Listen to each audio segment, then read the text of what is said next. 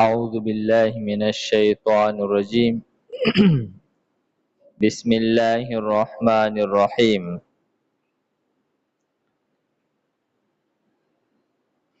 وإذ ابتلى إبراهيم ربه بكلمات فأتمهن قال إني جاعلك للناس إماما.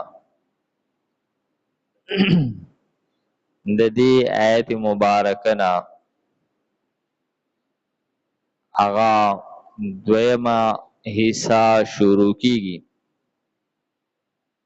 او په دې کې د بنی اسماعیل بحث کولای کیږي، یعنی د بنی اسماعیلو داغوی تذکره کوي، داغوی عظمت بیانوي او داغوی د پاره د ابراهیم علیه السلام دعا د امامت او د بیت الله شریف عظمت چې دی هغه دې کې بیانېږي او د ابراهیم علیه السلام وصیت او د یعقوب او د اسحاق علیه السلام او د اسماعیل علیه السلام هغه دین او ملت دا ذکر کیږي. نو دا ذکر د بنی اسماعیل دا ذکر کولای کیږي د دې لپاره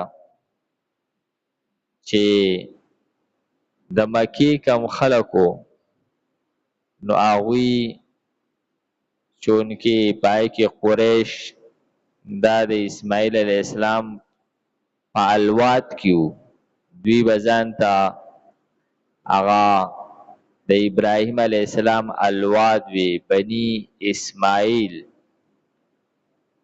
نو د دوی ته دا تذکره د دې لپاره کولی کیږي چې تاسو بنی اسماعیل تاسو له الله تعالی دومره غوروالی درکړی دی، ستاسو دپاره ابراهیم علیه السلام د هدایت او د امامت دعا غوښتلې ده. هغه دعا چې تاسو دپاره الله تعالی یو پیغمبر راولیږي، هغه پیغمبر تاسو ته راغی، نو تاسو اوس په کار خدا ده چې تاسو د ده مرسته وکئ، نه چې تاسو د ده مخالفت شروع کئ. نو په دې کې دغه د مکې خلکو ته ترغیب دی چې تاسو د دې پیغمبر مرسته وکئ. دا د ابراهیم علیه السلام دعا چې کوم ابراهیم علیه السلام غوښتې وه دا هغه دعا ده چې الله تعالی قبوله کړې ده او په دې کې د بنی اسرائیلو د پاره هم ترغیب دی چې تاسو د بنی اسماعیلو نه څنګه انکار کولی شئ. دا هم چې د ابراهیم علیه السلام الواد دی، دوی هم په د ابراهیم علیه السلام په دین دي. که تاسو د خانه کعبې نه انکار کوئ او صرف بیت المقدس منئ، نو دا بیت الله شریف خو دا هم ابراهیم علیه السلام جوړ کړی دی، د دې تعمیر ابراهیم علیه السلام کړی دی نه، لکه څنګه چې هغه د بیت المقدس تعمیر کړی دی. نو تاسو یو منئ بل نه منئ، د ابراهیم علیه السلام یو زوی منئ بل زوی نه منئ، هغه چې کوم یو جماعت جوړ کړی دی هغه منئ او هغه چې کوم بل جماعت جوړ کړی دی هغه نه منئ. او دا پیغمبر خو د ابراهیم علیه السلام هغه دعا ده، نو تاسو ابراهیم علیه السلام منئ او د هغه دعا نه منئ. نو په دې کې ګویا چې د مکې خلکو ته هم ترغیب ورکولی کیږي، ځکه چې دغه د اسماعیل علیه السلام الواد دی او بنی اسرائیل ته هم ترغیب ورکول کیږي چې تاسو هم د ابراهیم علی السلام د دین قائل او د ابراهیم علی السلام عظمت منئ. نو دغه پیغمبر چې کوم نبی آخر الزمان دی دا خو د اسماعیل علیه السلام په الواد کې راغی، نو دا نه تاسو ولې انکار کوئ او د سره دشمنی سره کوئ؟ نو فرمای او اذ ابتلا ابراهیم، دې آیت مبارکه کې لاول د ابراهیم علیه السلام عظمت شان بیانای او د دې آیت مبارکه د ما قبل آیت سره ربط دا دی چې مخکې آیت کې فرمایل چې تاسو دا هغه ورځې نه ویریږئ چې په هغه ورځ بیا ستاسو په کار نه راځي، نه به ستاسو یو انسان پکاریږي او نه به یو مال پکاریږي او نه ستاسو څوک شپارس کولی شي او نه یو ډله یو جلوس ستاسو مرسته کولی شي. نو ګویا چې دلته کې اوس د هغې طریقه ښیي چې په دغه آخرت کې چې ستاسو څه په کار نه راځي نو ستاسو به څه پکاریږي؟ نو فرمایي چې د ابراهیم علیه السلام د دین اتباع چې ده په دې سره به تاسو هغه د آخرت دغه ازمایښتونو نه نجات بیا مومئ. نو دا یې ربط دی د ما قبل سره. نو فرمایي و اذ ابتلا ابراهیم ربه، دې کې د ابراهیم علیه السلام عظمت شان بیانوي. فرمایي و اذ او یاد کا هغه وخت ابتلا چې وازمیلو الله تعالی ابراهیم علیه السلام وازمیلو ربه خپل رب بکلمات په یو څو کارونو کې په یو څو امتحانونو کې الله تعالی ابراهیم علیه السلام وازمیلو فاتمهن، نو هغه دغه کارونه پوره سرته ورسول. هغه کم امتحانونه چې پای کې مکمل طور باندې کامیاب شلو او هغه امتحانات بار بار بیان کړل شوي دي چې یو امتحان هغه د خپل پلار دی د کور نه او د خپل ملک نه هغه وویستلو او بیا دی هغه بیت المقدس ته راغی او هلته کې الله تعالی ابراهیم علیه السلام ته حکم وکړلو چې تا مکې ته لاړ شه چې هغه یو صحرا وه او د ابراهیم علیه السلام هغه خپل بیبي هغه هلته کې پرېښودل په یو صحرا کې او بیا د هغې چې کوم ماشوم و یعنې خپله بیبي سره د دغه ماشوم نه په یو داسې صحرا کې پرېښودل چې هلته کې د زندګۍ څه نښه نښانه نه وه او بیا هغه ماشوم چې هغه د ډیر لوی زمانې نه وروستو یعنې په بوډاوالي باندې هغه الله تعالی ابراهیم علیه السلام له زوی ورکړی دی، هغه سره د مور نه په یو صحرا کې په لق دق بیابان کې پرېښودل او چې بیا ابراهیم علیه السلام دوباره مکې ته راځي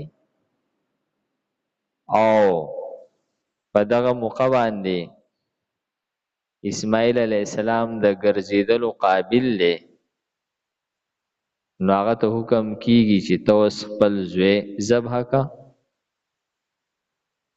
نو دغه امتحاناتو ټولو کې د ابراهیم علیه السلام پوره په پوره باندې هغه کامیابېدل او دغه شانتې د نمرود چې کوم اور بل کړو هغې ته غزارېدل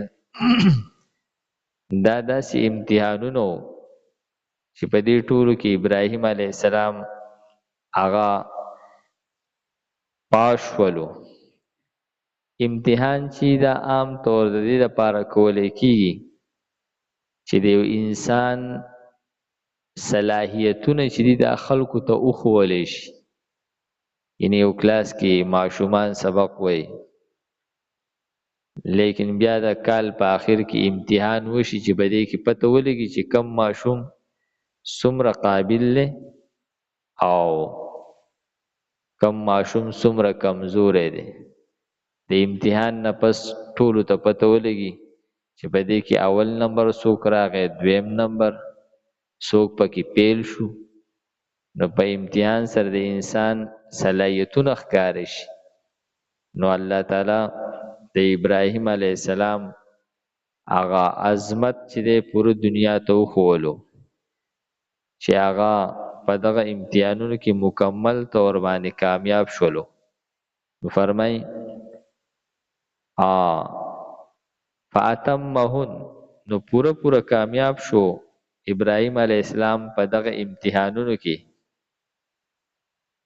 د کامیابی نه پس الله تعالی ابراهیم علیه السلام ته هغه د دې صله ورکوي.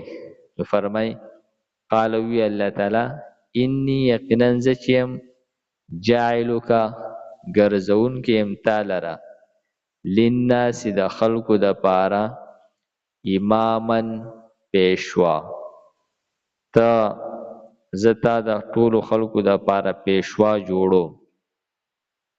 نو دا د دغه امتحانون نه پس الله تعالی دله مرتبه ورکړه د امامت مرتبه. او شیعګانو کې یو ډله ده هغوی درجه د امامت چې ده دا د پیغمبرۍ نه لوړه درجه ګڼي او د دې ځای نه استدلال کوي.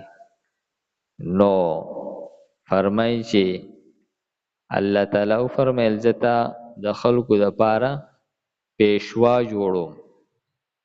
قال نو وی ابراهیم علیه السلام ومن ذریتی، او د الواد زمانه، یعنی زما الواد چې دی دویم زما سره په دې منصب د امامت کې شریک کا. زما الوادم د خلکو د پاره پیشوایان جوړ کا، پیغمبرانی جوړ کا. نو فرمای ابراهیم علیه السلام د امامت دا مسله چې ده دا د خپل الواد د پاره هم خوښه کړله وغوښتله. قال نو وی الله تعالی لا ینال عهد الظالمین، نرسیږي زما عهد وعده ظالمانو ته. یعنی ستا الواد چې دی پای کې به زه پیغمبران راولمه، ستا په الواد کې چې کم کسان ظالمانو نو هغه به پیغمبران نه او کم چې ظالمان نو هغوی به د خلکو پیشواګان جوړ شي، امامان به جوړ شي، پیغمبران به جوړ شي. وَإِذِ ابْتَلَى، او یاد کا هغه وخت چې وازمیلو ابراهیم علیه السلام ربه خپل رب بکلمات په یو څو خبرو سره په یو څو کارونو کې فاتمهن، نو پوره ادا کړل هغې لره.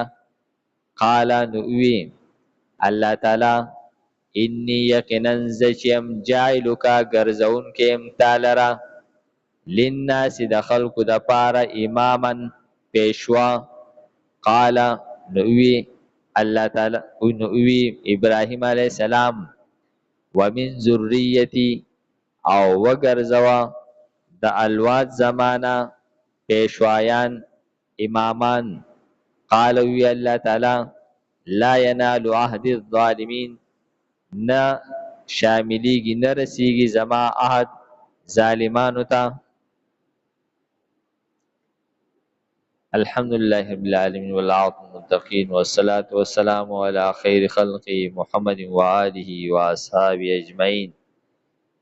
परवरदिगार ज़मूंग दा नास्त په خپل دلبار کې قبول او منظور کې.